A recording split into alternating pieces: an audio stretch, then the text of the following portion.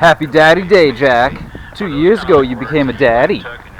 Yeah, but you're just a little baby. As fuel, or you just kind of kept plowing forward? Just kept plowing forward because at that point, you know, it started. Are you ready? You know, Are you ready? broke in the Go. back end of 1989. I started that feud, or Chris Adams started the feud with me in USWA there at the Sportatorium in Dallas, Texas. So it was a high-level feud, and I won Rookie of the Year in 1990. That's pretty cool.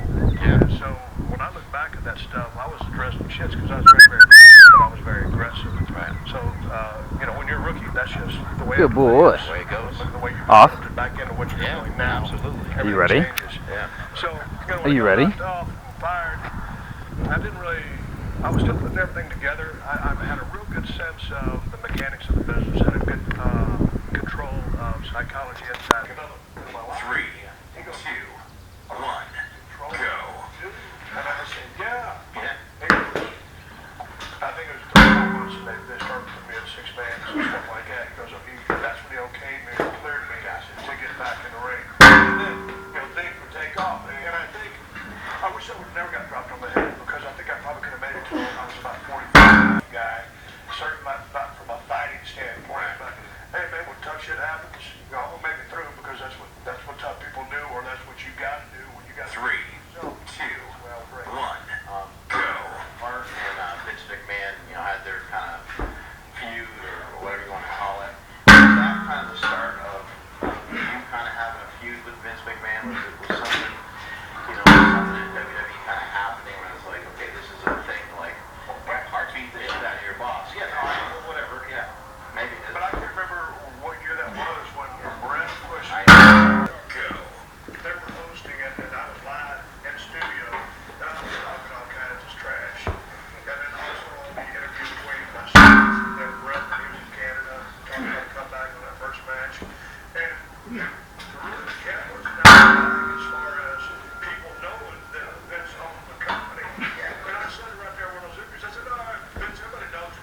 You know, you're going to pull out the strings. I eventually called him out and exposed him. But I mean, it was going to be trying to get back in his ass because Jerry Briscoe, watch all those guys holding me down.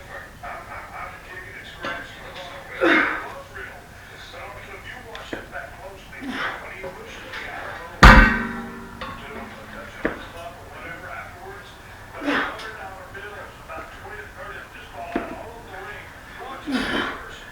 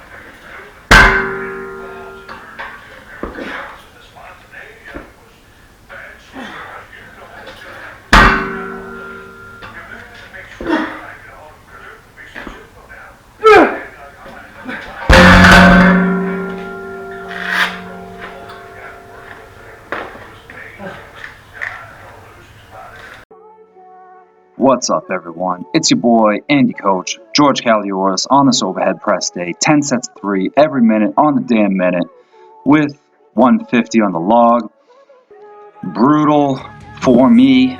Might be easier for some of you, but I like them. I like doing that kind of stuff. It makes makes the work go by quicker. Then I went inside. I did 4 rounds of incline barbell press and these kind of half-ass pull-ups because I don't want to smash my face off that pole. But I'm getting some scapular retraction and making my upper back a little bit stronger. So I did 6 reps on the incline on the first set. Then I did 2 sets of 7. And on this last set, I did a set of 8. I thought I only did 7. The intent was just to increase by 1 rep each set, instead of trying to increase weight, basically to increase overall volume. It's really good to increase your volume, and you see me training at submaximal weights, but don't forget that if you do train at submaximal volume, that you need to be able to produce maximal force on each damn rep. If you don't, then you lose the intent of training with submaximal volume. Because overall, the intent is to increase a 1 rep max or maximal force production. So, that being said, if you just move the weight with submaximal force, you're never really going to get stronger. You're going to get really good at doing submaximal weight for maximal reps, producing submaximal force. So what does that mean? Sometimes you got to throw in heavy resisted exercises, 1 to 2 reps, try and just move some damn heavy weight. After those 4 rounds, I did 2 sets of 12 on dips and bodyweight rows. Then I did 10, 8, 6, 4, 2 of bodyweight rows and dips because they sucked. It wasn't the dips were not feeling right. So I figured it's been a long time since I've done them, and I'm just gonna fucking hammer them until they feel good. So I don't know, maybe they look a little bit better than they feel or felt, but they didn't feel all that good, and I was having a really hard time with them. So I just did a fucking ton of them, and it kind of is what it is. Just trying to get in some shoulder stability with them and overload, and I don't know, fuck around a little bit. I gotta leave for 2 weeks anyway, so all this training is pretty much gonna go to shit. So it is what it is. But yeah, I don't know. Had a hard time with these dips though, man. Tell you what. But whatever. Anyways, brutal. But like I'm saying, if you plan on doing submaximal weights, have the intent to move them forcefully. Otherwise, again, you're not going to be able to produce maximal force when you need it, and that 1 rep max is eventually going to go down because your nervous system is not going to be ready for it. You need to know how to grind, I guess is what I'm saying. Know how to grind and know how to move heavy weights. Still fucking going. And I think that's it.